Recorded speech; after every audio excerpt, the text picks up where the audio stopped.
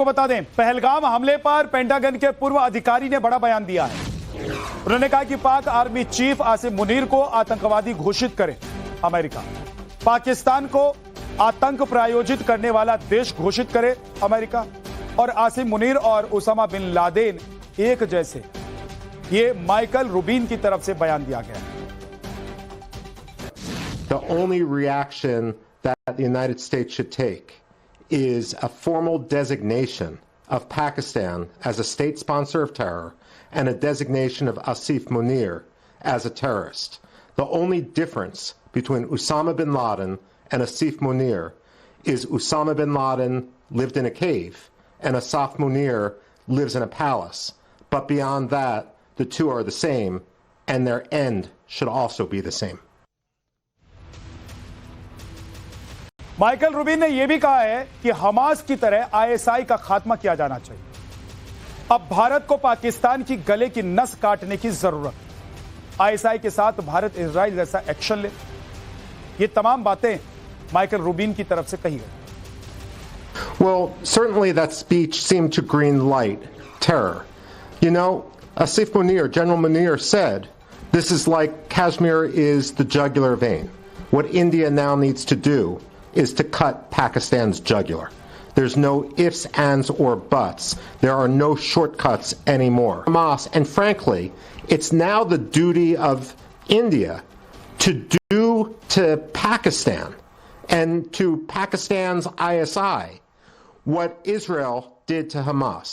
It's time to wipe out the leadership of the ISI, to treat them as a designated terror group.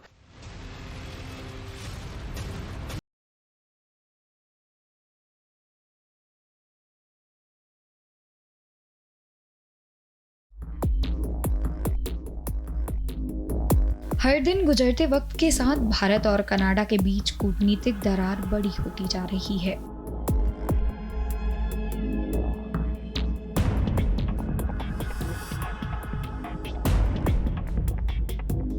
Bharat की ओर से उठाए गए जैसे को तैसा वाले कदम के तहत कनाडा के लिए वीजा सेवाएं बंद कर दी गई हैं।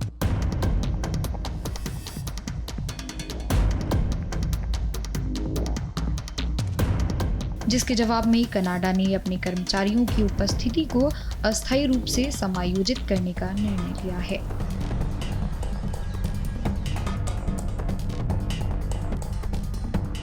ऐसे में मित्र देशों द्वारा पूरे मामले पर चिंता व्यक्त करने के साथ भारत का पक्ष लेते हुए पेंटागन के एक पूर्व अधिकारी माइकल रूबिन ने कहा कि अगर अमेरिका को दो दोस्तों में से किसी एक को चुनना होगा तो वह भारत को चुनेगा। इस दौरान उन्होंने और क्या कुछ कहा, सुनिए। Well, frankly, there's a much greater danger for Canada than India. If Canada wants to pick a fight, frankly, at this point, it's like an ant picking a fight against an elephant. And the fact of the matter is, India is the world's largest democracy. It's far more important strategically, arguably, than Canada is, especially as concern grows with regard to China and other matters in the Indian Ocean Basin and in the Pacific. बता दें कि PM Trudeau के भारत पर आरोप लगाने के बाद भारत और कनाडा के बीच तनाव चरम पर है।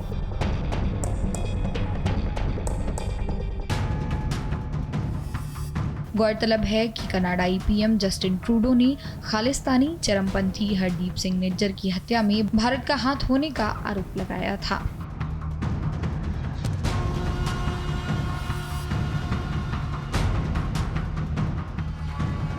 जून 2023 में भारत के सरे में एक गुरुद्वारे के बाहर हरदीप सिंह निज्जर की गोली मारकर हत्या कर दी गई थी।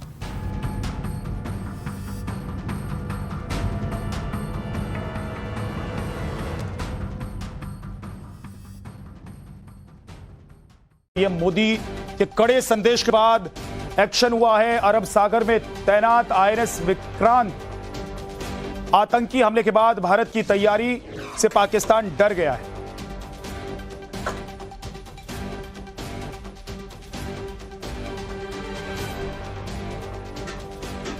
आतंकी हमले के बाद भारत की तैयारी से पाकिस्तान डरा हुआ है और बड़ी खबर यह है इस वक्त की और बड़ी खबर यह है इस वक्त की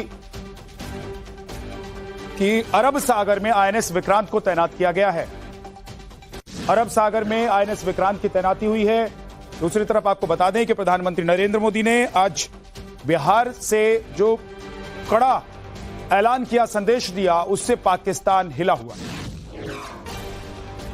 पहलगाम अटैक के बाद पूरा देश गम और गुस्से की आग में उबल रहा है। आतंकियों और उनके मददगारों को मिट्टी में मिलाने की मांग पूरा देश कर रहा है। और अब प्रधानमंत्री नरेंद्र मोदी ने भी ऐलान कर दिया है कि पहलगाम के दोषियों को मिट्टी में मिलाने का समय आ गया है। आतंकियों को कल्पना से भी बड़ी सजा दी जाएगी। पाकिस्तान का पानी बंद करने के फैसले के बाद पीएम मोदी ने साफ कर दिया है कि आतंकियों और उनके आकाओं को धरती के अंतिम छोर तक खदेड़ेंगे। पीएम मोदी की इस डायरेक्ट वार्निंग के बाद से ही पाकिस्तान में खलबली मची हुई। मीटिंग पर मीटिंग का दौर चल रहा है। दहशत में डूबे पाकिस्तान में इसी बात पर चर्चा हो रही है कि हिंदुस्तान ने इस बार चौंका दिया है।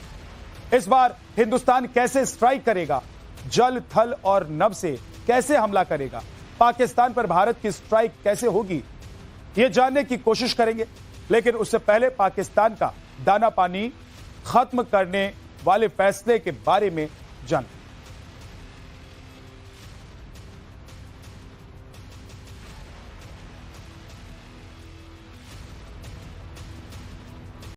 तो पहलगाम हमले के बाद भारत ने जो कदम उठाए हैं, उनसे सबसे बड़ा फैसला क्या क्या है वो आपको बता देते हैं। देखिए, सिंधु जल समझौते पर रोक लगाना सबसे बड़ा फैसला है। पाकिस्तान की खेती, पीने का पानी और बिजली उत्पाद का बड़ा हिस्सा इसी पानी पर निर्भर करता है। दोनों देशों के बीच 3 जंग के बावजूद भारत ने यह समझौता बरकरार रखा था, लेकिन अब इसे रद्द कर दिया गया, जिससे पाकिस्तानियों के प्यासे मरने की नौबत आ जाएगी। करीब 15 करोड़ पाकिस्तानी बूंद बूंद पानी के लिए तरसेंगे। पाकिस्तान के पंजाब और सिंध में पानी के लिए हाहाकार मच जाएगा। कराची, लाहौर और मुल्तान जैसे बड़े शहरों में पीने के पानी का संकट हो जाएगा। सिंधु जल समझौता रद्द होने से पाकिस्तान की 80% खेती पूरी तरह से चौपट हो जाएगी। पाकिस्तान की नेशनल इनकम में 23% शेयर कृषि सेक्टर का है और खेती चौपट होने से दाने दाने के लिए पाकिस्तान मोहताज होगा। भूखमरी की नौबत आ सकती है वहां। सिंधु जल समझौता रद्द होने से पाकिस्तान के बिजली उत्पाद में 50% तक की कमी आ जाएगी। पाकिस्तान के मंगल, तारबेला हाइड्रो प्रोजेक्ट डैम को पानी नहीं मिलेगा और बिजली उत्पादन क्षमता पाकिस्तान का कम हो जाएगा। और पानी नहीं मिलने से हाइड्रो पावर प्रोजेक्ट जो है वो ठप हो जाएगा। फिर बिजली की कमी से पाक में कई हिस्सों में ब्लैकआउट की नौबत तक आ जाए। पावर कट से औद्योगिक उत्पादन और उत्पाद तो गिरेगा ही, रोजगार का संकट भी बढ़े। सिंधु जल समझौता रद्द करने के भारत के फैसले के बाद पाकिस्तान से गीदड़ भभकियां भी आनी शुरू हो चुकी हैं। पाकिस्तान के पूर्व राजनयिक और नई दिल्ली में उच्चायुक्त रहे अब्दुल बासित ने तो यहां तक कह दिया कि अगर सर्वाइवल की बात आ जाएगी और पानी नहीं बचेगा तो फिर खून की नदी बहेगी।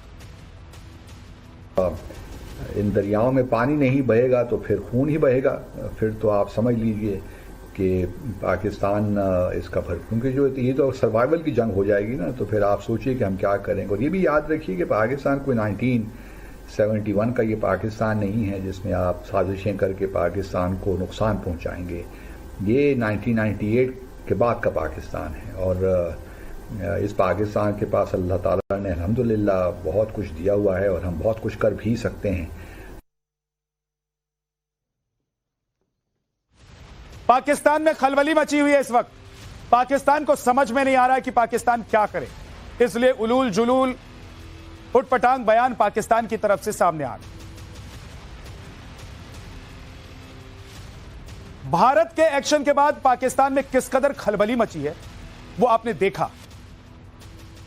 अब बात आती है कि हिंदुस्तान के दुश्मनों पर थल यानी कि जमीन से हमले। माना जा रहा है कि इस बार भारत ऐसा बदला लेगा कि दुनिया देखेगी, क्योंकि इस बार माहौल और देश का मूड ऐसा है कि पाकिस्तान में आतंकवाद का चैप्टर ही खत्म हो जाएगा। इसके लिए भारत के पास दो विकल्प हैं।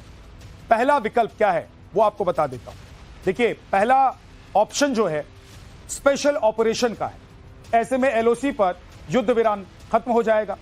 पीओके में स्पेशल फोर्सेस का टारगेटेड ऑपरेशन किया जा सकता है। स्पेशल ऑपरेशन में पीओके में टारगेट कर आतंकियों का खात्मा किया जा सकता है और लगे हाथ पीओके से पाकिस्तान का अवैध कब्जा भी हटाया जा सकता है। दूसरा ऑप्शन है लिमिटेड वॉर का, जिसमें भारत की तीनों सेनाएं आर्मी, नेवी, एयरफोर्स आतंक के खात्मे के मिशन के साथ पाकिस्तान पर अटैक करें।